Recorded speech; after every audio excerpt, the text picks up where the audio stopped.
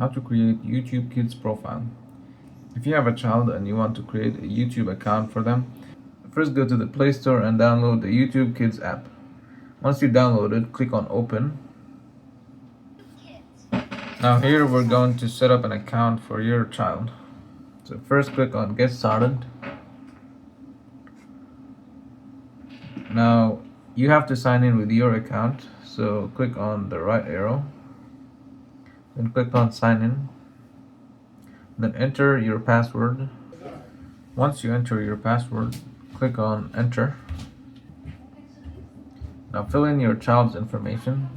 Here type in their first name, I'm going to say here Sam, then put in their age, okay, then put in the birth month,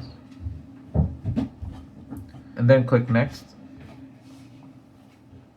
Now you have to choose a category for the type of content that is recommended for your child. So I'm gonna pick younger. I'll give you some information on the type of content. Click on Select. Now the account has been created successfully. Click on Next. Then click on Done. Now click on your child's profile. Now their account is set up and now they can watch YouTube Kids on your phone. Thanks for watching.